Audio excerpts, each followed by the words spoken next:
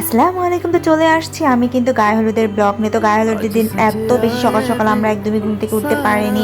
ইচ্ছা ছিল অনেক সকাল সকাল উঠবো, কিন্তু রাত্রে একটু লেট করে ঘুমানোর জন্য সকালে লেট করে উঠেছি, আর বৃষ্টি ছিল বলে আর একটু লেট হয়েছে। দেন উঠে আমরা তত্ত্বগুলো গুছিয়ে নিচ্ছিলাম, আর এই মাছগুলো আব্বু কিনে নিয়ে আসছে, এগুলোও হচ্ছে বোর বাড়ি যাবে তত্ত্বের সাথে।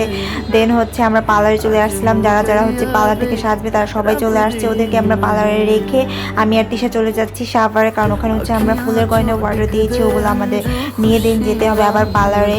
দেন হচ্ছে আমরা একটু বাসায় আসছিলাম, বাসায় আসার পরে দেন হচ্ছে আমরা ফুলের দোকানে গিয়েছি, তারপর ওখানে সব ফুলগুলো ভালো মতো চেক টেক করে দেন হচ্ছে আমরা আবার সিঙ্গারে যাব। তো এখানে আমার লাল গোলাপগুলো অনেক বেশি প্রাইস ছিল, যার জন্য ওখান থেকে নিয়ে দেন সিঙ্গারে এসে আলাদা করে গোলাপ নিয়েছি সবার মাথায় দেওয়ার জন্য। দেন এখানে এসে সবাইকে আমরা ফুলগুলো পরিয়ে দিচ্ছিলাম, ওরা একদম রেডি ছিল, এখন জাস্ট ওদের ফুলগুলো পরিয়ে ওদের পাঠিয়ে দিব। দেন আমি আর তিশা পরে হচ্ছে রেডি হয়ে আসবো।